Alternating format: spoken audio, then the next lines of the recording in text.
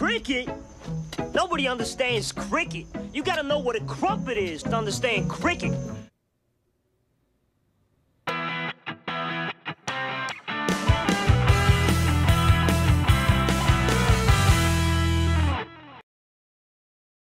Hello my beautiful watchers and welcome back to Lost in Adaptation.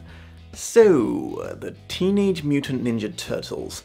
I'm going to level with you guys, this is an episode I never would have considered had it not been an official request from a long-time patron because it's almost the perfect storm of unsuitable for my show. For starters, it's a very, very popular franchise with a dedicated fan base that is often fueled by the all-powerful nostalgia, and it's one that I have no personal experience with. Yeah, until recently I'd seen maybe the odd scene from a TV series here and there, and I half-watched the Michael Bay monstrosity on an aeroplane once, and that is it for me and the Ninja Turtles, I'm afraid. This wasn't by design or anything, I mean I was more of a Power Rangers kid growing up, but I think it was more that I just never happened to cross paths with the Ninja Turtles in any significant way. It's also a long-running comic series that's been adapted and rebooted multiple times, with every incarnation taking influence from all that came before it, and introducing new elements to be considered for those that came after. The only things that make this episode even remotely possible is the fact that this particular link in the line of evolution is very close to the start, and it has a reputation for being the only incarnation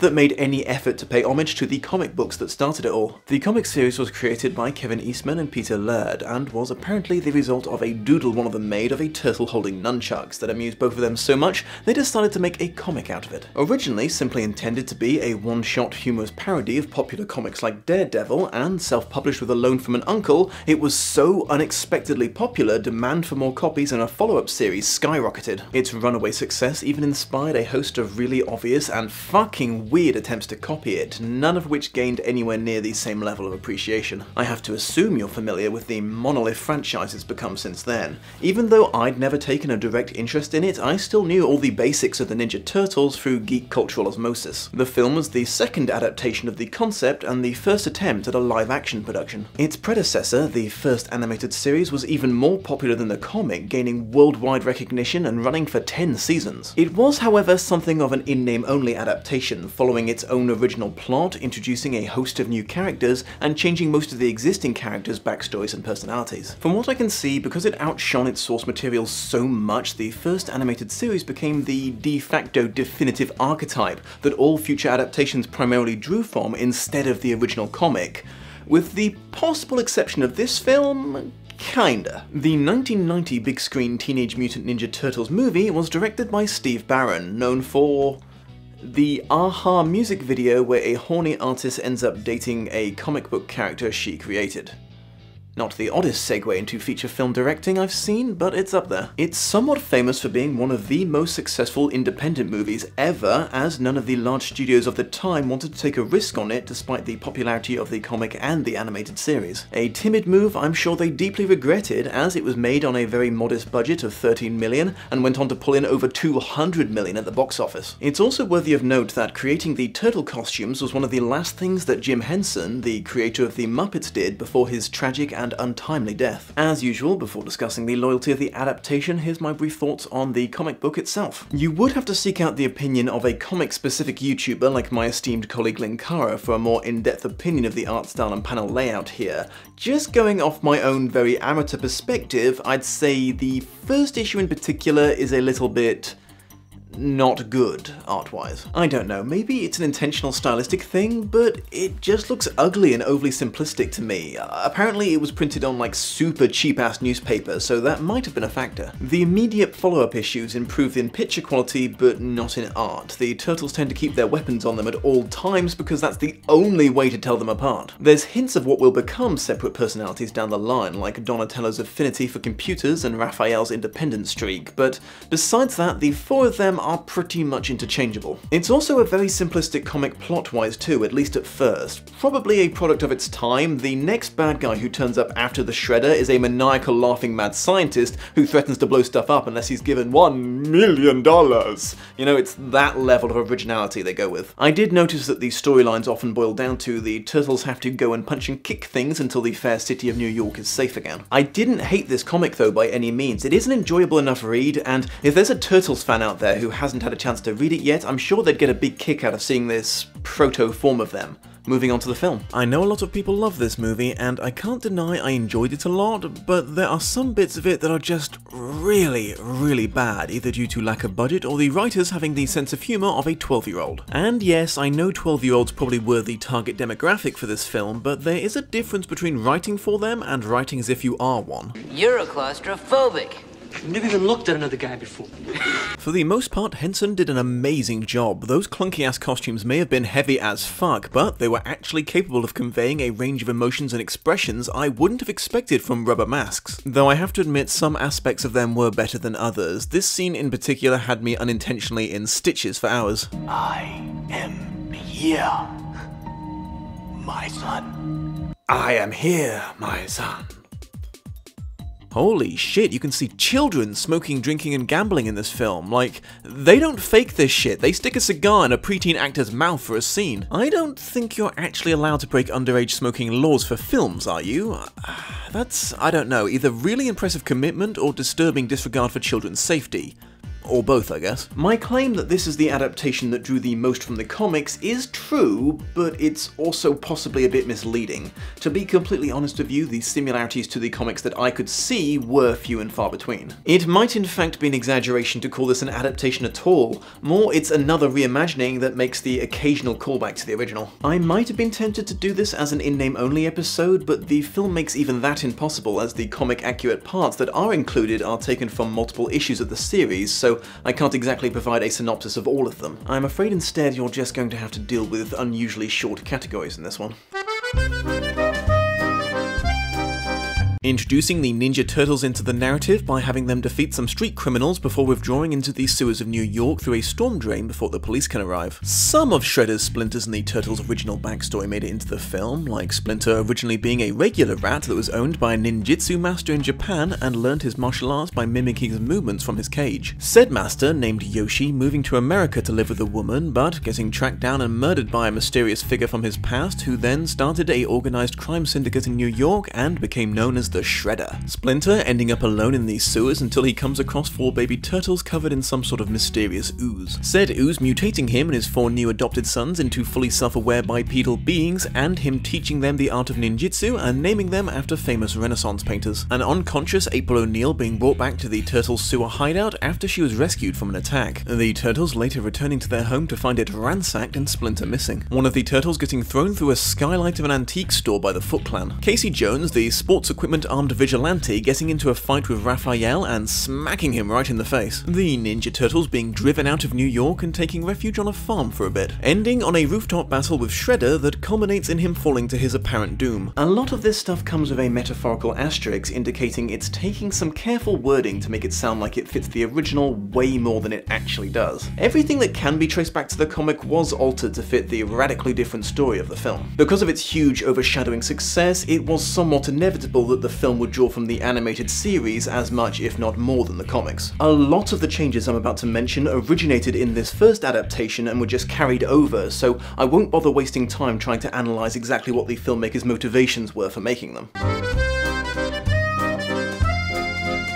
The film Turtles have way more of the attitude, maturity, mannerisms, and pizza obsession that they're famous for these days. I don't know if there's an official name for this in America, but they sound like surfer dudes, radical, carabunga, and all that malarkey. Surprisingly, in the comic they're way more no-nonsense. They take their ninjutsu, Splinter's missions, and their personal honor super seriously, making them more in keeping with the Japanese warrior stereotype most Western countries are familiar with. Shredder and the Foot Clan are also pretty uptight about their honor and organized crime syndicate, offering protection services to high-end customers. I am willing to bet the comic version of them would have been appalled at the idea of profiteering from extremely petty theft performed by children. One thing that really caught me off guard when I read the comic was the Turtles' unhesitating willingness to murder a bitch. The opening fight was between them and a young but notoriously violent street gang, and they kill all of them. I imagine that would be a real shock to the system for anyone used to any of these subsequent adaptations where they only use their bladed weapons for show or to smash robots. Also, complete tangent here, but has anyone else ever pondered the moral implications of the trope that it is absolutely okay to destroy a robot in children's cartoons, even if said robot has proven that it's just as sapient as the humans the hero refuses to kill under any circumstances? If Detroit Become Human ever happens for real, it'll be because of shit like this. Anyways, getting back to the Turtles, the gang they fight in the opening of the film that they certainly didn't kill is a lot smaller, younger, and less heavily armed than in the comic, making Leonardo's boast of prevailing over many a bit of a fib. Because of the no-killing rule in the film, they went out of their way to make it clear that Shredder fell from the rooftop because he tried a dishonorable sneak attack on Splinter, making it no one's fault but his own. Negated somewhat when Casey Jones makes sure he's dead by crushing the body in a garbage truck. Holy crap, guys. I mean, even if he was dead already, that's still pretty fucking dark. 1.5 gallons of blood would be leaking out of that truck as you celebrate with all the little kids you just liberated. I know Shredder comes back in the sequel, but still. Fuck. A somewhat, in my opinion, unsettling addition to the film is the Turtles' open sexual attraction to April. There's just so much wrong with that. Oh yeah, a woman at least 10 years older than me and a completely different and almost certainly incompatible species. That is so my type. April O'Neil becomes a go-getter reporter instead of a computer programmer and assistant robot designer as she was in her first appearance. Is that cooler? I'd be more impressed with the robotics if I'm honest, but I guess constantly chasing stories allowed them to work her into more episodes of the cartoon. The attack she was saved from originally was from a bunch of small but vicious robots she had helped design but had turned on her at the behest of her mad scientist boss. Also, all the Turtles but Mikey were there, so Raph didn't get all the credit. As I've mentioned a few times now, the plot, while incorporating some story beats and panels from several early comics, is basically unique to the film. It's mostly about teaming up with April to defeat Shredder, but they just sort of fall into this fight by being in the city when Shredder starts ramping up his crime wave. Despite Splinter's rich history with the Shredder, April's connection to her boss's son is way more relevant to bringing these two sides together. Interestingly, and in keeping with the slightly more adult elements of the early comics, in the first issue, Splinter decides that his pupils have completed their training and orders the Turtles to challenge Shredder to a fight to the death so his late master Yoshi could be avenged. That's pretty much it. Revenge, not justice, not protecting New York or fighting crime. Revenge. The ninja rat wanted his sons to kill the man who killed his master for killing his brother. An endless cycle of revenge and death that he's now dragging his teenage children into. Cowabunga. As there were at least 5 different comics the film pulled scenes from, describing everything that wasn't included from all of them would be somewhat impractical, so I fear I must restrict myself to things of particular interest, or stuff relevant to what they did include. While a lot of Splinter's backstory plot dump was from the comics, in the film he didn't tell the full story. Yoshi was indeed in a romantic competition with another ninja, but it wasn't Shredder himself, it was his big brother. Yoshi caught him trying to assault her and beat him to death with his bare hands. As it was forbidden within the Foot Clan to kill another member for any reason, he had to either commit suicide with honor or flee to America. His new girlfriend convinced him to do the latter, but young Shredder grew up full of rage for the man who killed his brother and trained to become the ultimate ninja. When the Foot Clan put him in charge of their new American branch, he took the opportunity to kill Yoshi and rejoin the parts of the story that the film included. When he was defeated, the Turtles offered the Shredder a chance to commit seppuku and die with honor.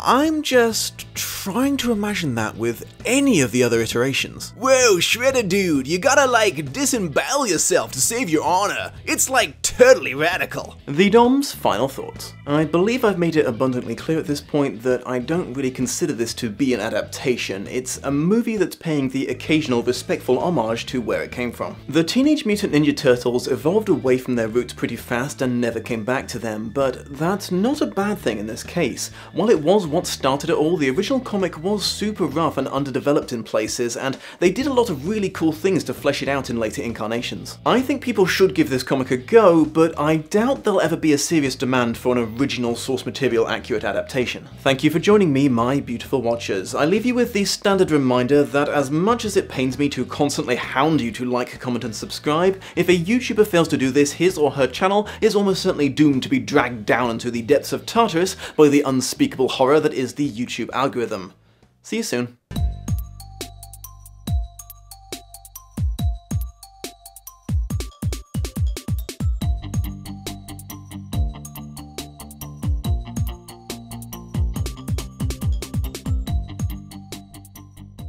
Hello again, my beautiful watchers. I just wanted to take this opportunity to give you a quick reminder that there's a wonderful website called Patreon that's been allowing online producers to actually make a living doing what they do, since apparently YouTube's decided that they shouldn't anymore. Basically, they offer the chance to pledge a certain amount of money per month or per video in exchange for various rewards offered by the creator. There's a variety of stuff you can earn by becoming one of my patrons, including early access to all videos and taking part in that survey you see at the start of every Lost in Adaptation episode. That's actually a very important part of the process, as I use it to gauge how much I'm going to need to explain about the book and the film before I start comparing them. If you decide to become a higher level contributor, your name will be added to the credits that you're seeing right now, and you'll be given the option to join my private chat room so you can regularly talk with me and other patrons. If you're keen enough to join the topmost tier of patronage, you'll earn the most coveted of all the rewards, the chance to pick a future adaptation to be reviewed by yours truly. However, if right now you are thinking, "My goodness the Dom, I can't do that. A mysterious but handsome wizard wearing sunglasses informed me you're spending the money on a cannon designed to allow you to shoot puppies into the sun, and I have no reason to assume whoever that was making it up for his own amusement." Fear not, it would still be a huge help to me if you were to give that like button the old clickaroo, share this episode on social media with perhaps a little recommendation to your friends to check it out, and subscribe if you've not already. It really helps my channel grow and reach new beautiful watchers. I hope you have a most pleasant day, and I will see you in the next episode.